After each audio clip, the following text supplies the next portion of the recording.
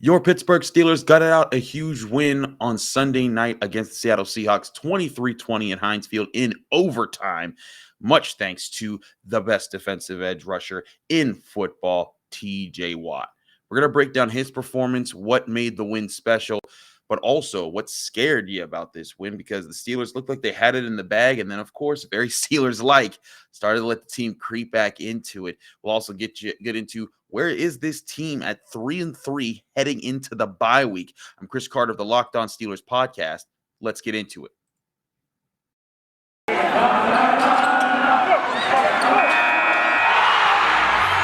You are Locked On Steelers, your daily Pittsburgh Steelers podcast, part of the Locked On Podcast Network, your team every day.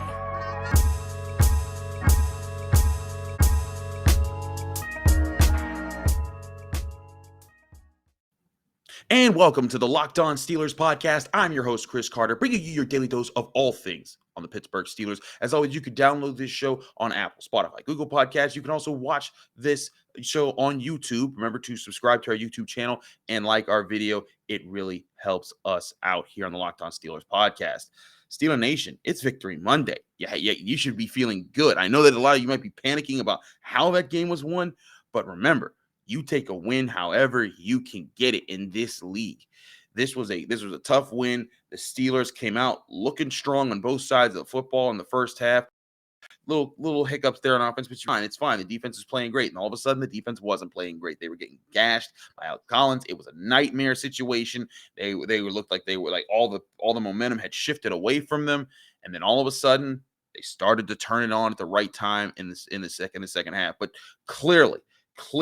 Top story of this game is TJ Watt being a phenomenal player, the best edge rusher in football without a doubt. In this game, the team needed him to come up big, and this is how you come up big. 7 tackles, 2 sacks, 3 tackles for loss, 3 passes defense, and a forced fumble. And not just a forced fumble, the forced fumble that gave the Steelers the ball back in Seattle territory in overtime to seal the game.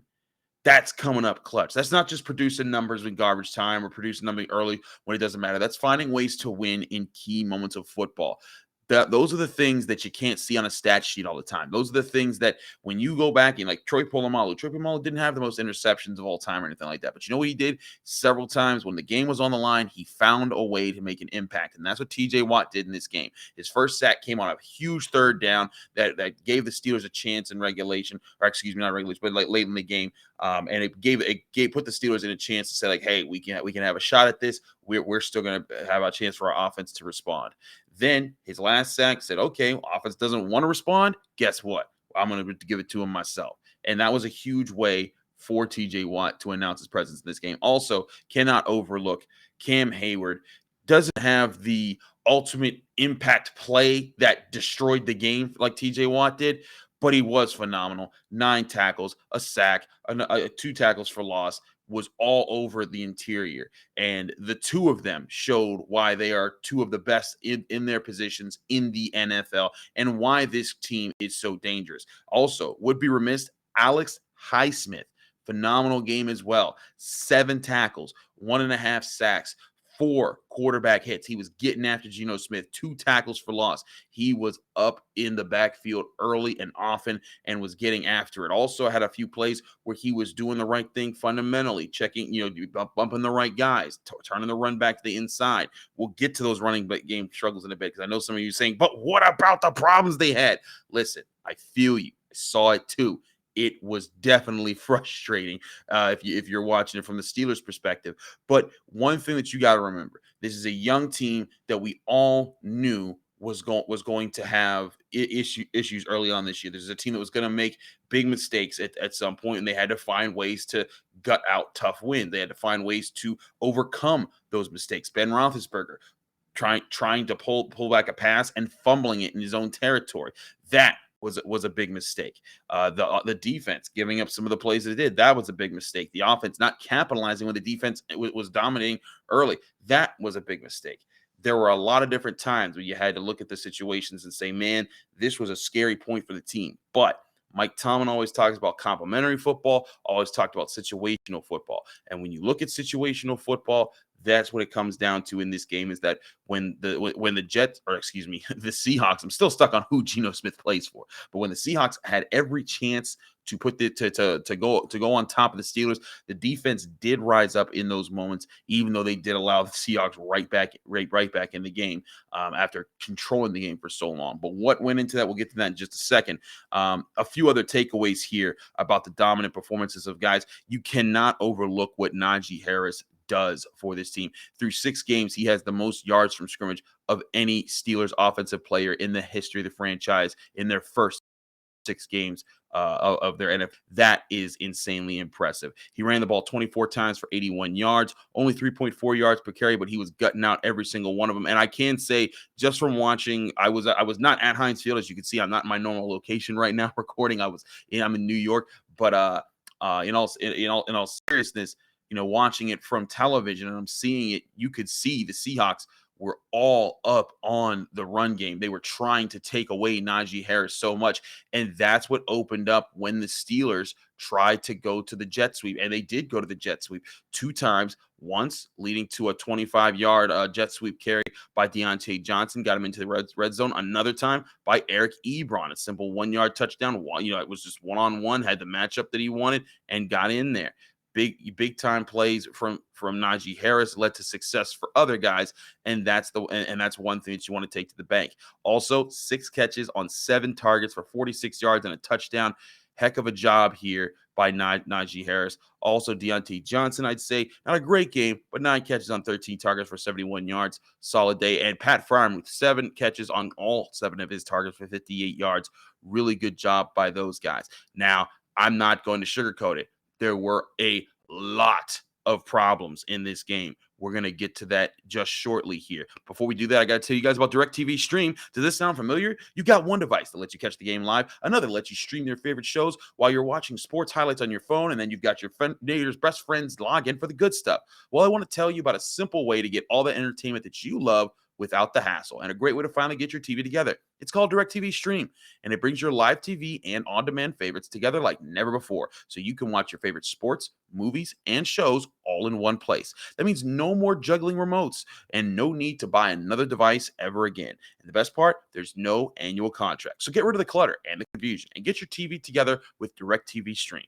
You can learn more at directtv.com. That's directtv.com. Compatible device required. Content varies by package.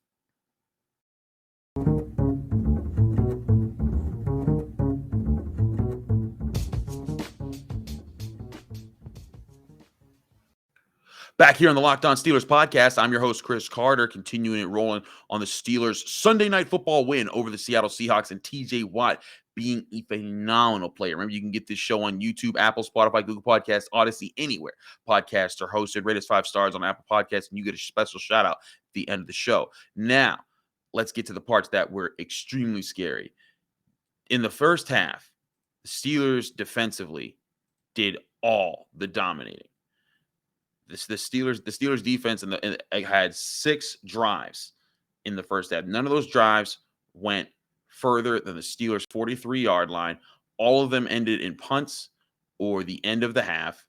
It was it was a dominating performance. The Seahawks had nowhere to go. They couldn't run the ball, couldn't throw the ball. Everything was just not working for them at all. And then they came out in the second half, and it was terrifying for the Steelers defense. The first drive, they come out 10 plays, running the ball down their throats. I think they called 9 run plays in this drive, going 72 yards. It was an ugly drive. 6 of those plays went for first downs, and then punched the ball through. Alex Collins in this game was terrifying. And in fact, he's the guy that the Ravens used to have success with against the team. He ran the ball 20 times for 101 yards and a touchdown in this game. It was rough. And then that's what allowed Geno Smith to build off of that, because then he started to run the RPOs, and that's what allowed the Seahawks to move down the field. Geno Smith finishing with 23 of 32, 209 yards, 1 touchdown. Now, here's the thing I will say about what went wrong and how it went wrong in this run game. The issue was the Seahawks found the weakness in the Steelers' defense.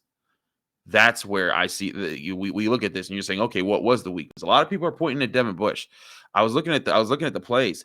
Each time it was coming from the defensive line getting bullied, and guess where? Away from Cam Hayward. You had TJ Watt on the on one edge, Alex Highsmith on another, Melvin Gordon on another, and then you had Cam Hayward bullying it. But where were they going? They were attacking Isaiah Buggs and Chris Wormley's gaps consistently. And then Henry Mondeau had to get in there, and Isaiah Loudermilk had to get in there. And I actually thought Isaiah Loudermilk held his own in that situation. But you saw the problem with not having Alualu, not having Tuitt. The Seahawks were able to pick at the Steelers on the interior of their defensive line, and that's where the holes kept coming for Alex Collins. And if you notice, Cam Hayward couldn't get to it for a while, and the Steelers weren't trying to bring guys up and commit to the box because they knew that, hey, Geno Smith isn't going to beat you consistently all night with his arm and throwing accurate passes. What he can beat you with is a deep ball down the sideline where DK Metcalf just happens to beat one guy, kind of like how Henry Ruggs, Jamar Chase, a lot of those guys have done that in recent weeks. They wanted to avoid that situation. Cortland Sutton also recently. So they said, hey, let's keep the two safeties back most of this time. Well, eventually they said, all right, well, that's not working. So they brought guys up, they got more aggressive, and you saw after those two touchdown drives, because again, they were back-to-back touchdown drives in the third quarter. Just pitiful effort there by the Steelers defense. They hold the Seahawks to a field goal in a very scary fashion. Ben Roethlisberger, after his fumble, I thought at that point, I'm like, this is where the Seahawks can break the Steelers back. But the Steelers stood tall. They 3-and-outed the Seahawks, forced a punt, and then from there, the Steelers defense was hanging in there. The last drive, you'd like them to not give up the field goal in that drive, but in overtime, absolutely clutch. Forces a punt. After 5 plays, had rough field position. But then on the very next possession, you see TJ Watt's fumble. So how do you fix the problems in the run game? Because that was the biggest problem here with the defense. Right now, it's a matter of saying, you know what? You got to be able to trust somebody in this defense to be able to hold down the fort. And if I'm going to trust anybody, it's going to, you know what? I'm going to trust Minkah Fitzpatrick. I'm going to trust Joe Hayden. I'm going to trust those guys to make plays. I'll also say, by the way, I omitted this in the first segment. Forward had a very good game. I'm sorry for not bringing that up, Steelers fans. I know I was tweeting it during the game at Carter Critiques. If you want to ever check out my tweets and my Instagram, but when I was looking at this game, I mean, just especially early on, you seem to keep finding Trey Norwood. He finished with 3 tackles, a tackle and a pass defense, but consistently he seemed to be putting himself in the right place. Had a tackle short of the line to gain on a 3rd down, had a big tackle for loss, had a nice pass breakup, continued to find ways to contribute. And again, he's not a superstar, but Trey Norwood doing this, good sign that he's making his way in as a 7th round rookie there. So big plays from him. Looking around this team, you still want to see, hey, can they consistently stop the run? Is there going to be an issue when it comes to this long term? I guarantee you, teams are looking at this right now with the Steelers, and they're thinking, all right, this is how we're going to take advantage of this team when we get there. The Steelers have to be prepared to say, you know what? If you're uncomfortable, if you're unsure about whether or not Isaiah Buggs, Chris Wormley, Isaiah Loudermilk, Carlos Davis, if he ever gets back, if that crew of backup defensive linemen can't hold it down in the middle, that means you have to figure out ways to fortify them. But this is where it could get tricky. When you start doing that, then you expose other parts of the defense. A big part of what could make this defense special, and heck, when it is special, because we've seen it be special this year, like when they played the Bills, that's when you see this defense at its best, is when it's allowed to kind of just play into its roles and play everyone to their strengths. But when one group has to start compensating for the other, that's where more mistakes happen. That's where offenses can say, oh, okay, inside linebackers coming up a little faster to help the defensive tackles because they're not confident in them. Guess what? I'm going to throw right behind those guys now. And that's kind of how it goes with the secondary. Oh, you don't trust your secondary to do all this? Guess what? We're going to attack you this way. Those are the things that are the come and goes of football. You got to kind of take, attack with your strengths, try to hide your weaknesses as best you can. We'll see what the status is of Stephon Tuitt. He's been reportedly seen at practice over the past couple of weeks. You'll see if he works his way back. He now has a bye week. We will see if that's part of the issue, because if he can come back, that could be a huge boost to what the Steelers need to balance things out defensively. Offensively, man, there are a lot of issues in this game. One, Chase Claypool. I think that Chase Claypool has a very, very high ceiling. I think that he could be one of the better receivers in the game. but he has to learn how to win those jump balls, those 50-50 balls down the sidelines. And the thing is, we've seen him do it before. It's not like him to do. You're asking him to do anything that's crazy. But if you're the Steelers, you're saying, hey, you know what, Chase Claypool, we drafted you in the second round because we thought you could win those jump balls. Now I will say this too: if you know that's not his strong point, why are you still throwing him the ball there? And that's a question I think of the offense. Say, you know what, get him more targets in the middle of the field where he can get loose on guys. But he finishes this game catching only 2 of 7 targets for 17 yards. Had an offensive pass interference called against him. Just not good at all in his regard. Also very curious about the situation of James Washington. He only got targeted once in this game and it was seemingly disappeared. Have to think that he was injured at some point for him to not get more looks. And I mean, Raymond McLeod was starting to see more time than him. So there's that as well. As for Ben Roethlisberger, you guys know how I feel about Ben. I think that he's not washed, but I do think that he has to be better mentally. And in this game, there were times I thought he looked better mentally. He read a couple of the blitzes from the Seahawks and was able to pick at them, but just still not the level of consistency you want. The fumble that he had was all on him, no one else. He needed to be able to bring that ball back. But he did throw a touchdown to Najee Harris. He did make some big plays when the offense needed him. Down the stretch, though, he was kind of a ghost and trying to be that playmaker. They're going to need him to be able to step up and make some big drives late in games if they're going to want to win football games later this season. But the Steelers, like they've always said, they'll take a win any way they can take a win as long as it means they're getting the win. Cam Hayward talked about that after the game. Like Tomlin talked about that after the game. You got to find ways to win football games because you never know which game early in the season. That doesn't matter if you want it ugly, if you want it was the ugliest win you've ever had in history. That's fine. It counts a win just the same when you're looking at the tiebreakers at the end of the season. And this win does get the Steelers to be tied with the Cleveland Browns at 3-3. And guess who the Steelers play next? The Cleveland Browns. A lot of implications will be coming in that game, but that's 2 weeks off. What do the Steelers need to do leading into then? Who are they going to be when they actually play the Browns, and who do they need to be if they're gonna actually make a playoff push this season? We'll get to that in just a bit. But first, I got to tell you guys about Built Bar. If you want a healthy treat that tastes like a candy bar, Built Bar is the protein bar for you. It's the official protein bar for the U.S. track and field team, and it comes in so many different flavors. Whether you want a fruity snack like raspberry, strawberry, orange, or something different like salted caramel, cookies and cream, Rocky Road, or my personal favorite, double chocolate, or that real cookie dough flavor y'all know that I love so much. Built Bar has all the flavors you can enjoy. And the best part, they're all healthy. They range from 130 to 180 calories. They pack only 17 to 18 grams of protein, but pack 4 to 5 grams of sugar and only 4 to 5 grams of net carbs. It's a tasty and healthy snack that'll save you from eating the snack you'll regret later and help anyone stay on task with their diet. Order today and get your favorite flavor delivered right to your door by going to built.com. That's built.com by using promo code LOCK15. That's LOCK15, LOCKED15, all capital letters, all one word, and you'll get 15% off your next order. Again, that's promo code LOCK15 for 15% off at built.com. We're also brought to you by BetOnline. It's that time of the year again with football well underway. There's so many different ways to make money this season. As always, BetOnline is your number one spot for all the pro and college football action this season. With a new updated site and interface and even more odds, props, and contests, BetOnline continues to be the number one source for everything football. Head to the website or your mobile device today to sign up and receive a 50% welcome bonus on your first deposit. Don't forget to use the promo code Locked On. That's LOCKEDON, Locked On to receive that welcome bonus. Again, it's Locked On, all capital letters, all one word. When you look at the website, you can go in. You don't just pick games. You can also pick who's the next coach that's going to be fired. Think that someone's going to follow up John Gruden really soon? Yeah, well, you get to make money off of that on BetOnline, the fastest and easiest way to bet on all your favorite sports, from football to basketball to boxing, right down to horse racing. Don't wait and take advantage of all the great offers available for the 2021 season at BetOnline, where the game starts. Now, y'all know when I do a back-to-back ad read, that means we keep it rolling here on the Locked On Steelers podcast. So, all that being said, where the heck is this team? Who the heck is this team? Those are the key questions right now, because the Steelers need to find an identity that's going to carry them through the team. I still think that the ultimate identity of this team is great defense and running the football and basing that a little bit off of some play action passes that can get guys open. You saw a glimpse of what Matt Canada's offense can be like with some of those jet sweeps, with kind of playing off the run. That's the kind of success you wanted to see. Now, it completely died away in the second half, and that was weird.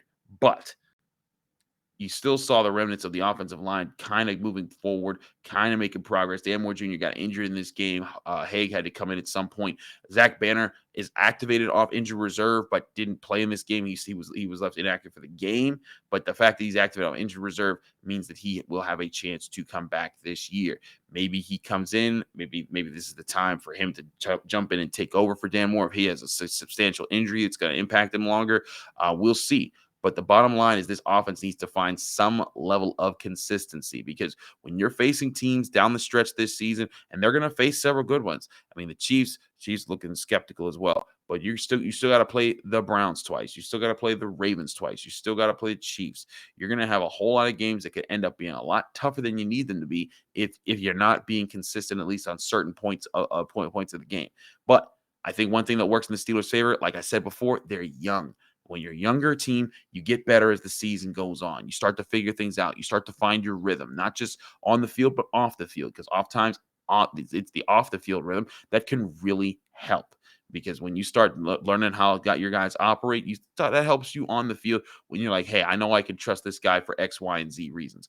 Those are the things that I think can help carry the Steelers to a successful year this year and get them to the playoffs. Now, will they get to the playoffs? That's anyone's guess right now, because they are not playing consistent enough for me to say, you know what, they're definitely a playoff team. I think they definitely have a shot, but they need Ben Roethlisberger to make less mistakes. They need to be able to play. They need to play more consistent defense. They need to be able to develop a better run game in the for the Steelers offense. But all in all, I still see this team as being one that can push people down late in this season. It's going to be about them growing together as a group. I saw a much better blocking from Kendrick Green in this game. I think that Najee Harris is still, again, a phenomenal player. You got guys like TJ Watt, Alex Highsmith, Cam Hayward up front. There's so much talent in this team that can't be ignored. And I know a lot of people are going to try to ignore it, but still, a win like this in an ugly situation where things weren't going your way, that's something else. I also addressed this before the show's over. That call, those calls at the end of the game were atrocious. I mean, there were more than a few calls that were just kind of like, what is this official crew doing? But at the end of the game, when DK Metcalf catches that pass, and then obviously catches the pass, stays in bounds, fumbles, and then the Seahawks recover, and then they're trying to sprint to the line and spike the ball. You stop the game after they snap the ball to say what?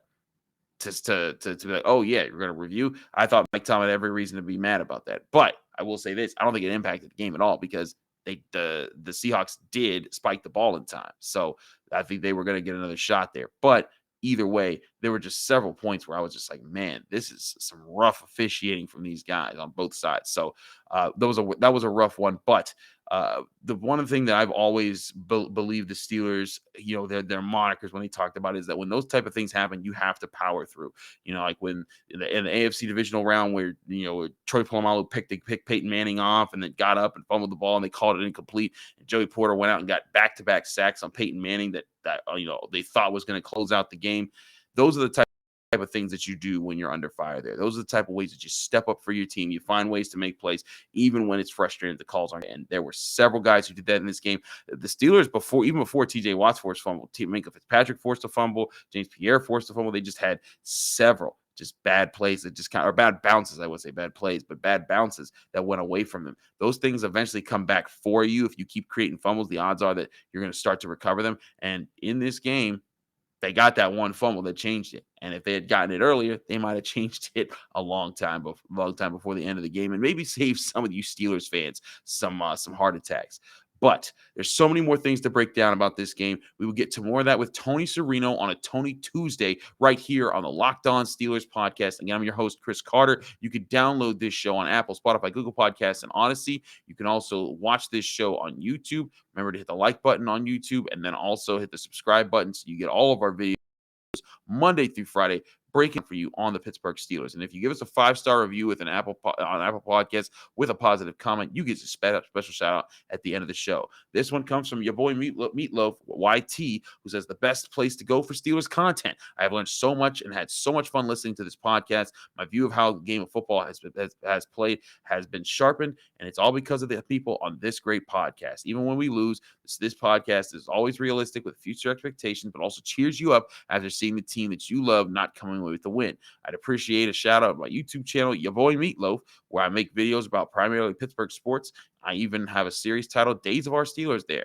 Thanks again, your boy Meatloaf, for your 5-star review. We appreciate it. Do check out his YouTube channel. Let's Locked On Steelers fans, give our guy some love over there and like some of his videos. Let's subscribe to his channel. That stuff really helps him out. And if you want your shout out, be sure to leave a 5-star review with a positive comment on Apple Podcasts. Again, I'm Chris Carter. Follow me on Twitter and Instagram at Carter Critiques. We'll be back tomorrow breaking more things down about the Pittsburgh Steelers as they get ready for their bye week. Sitting there at 3-3, Mike Tomlin dug him out of the dirt, got him 2 big wins in a row. Now they get to reset everything and go at it just in 2 weeks.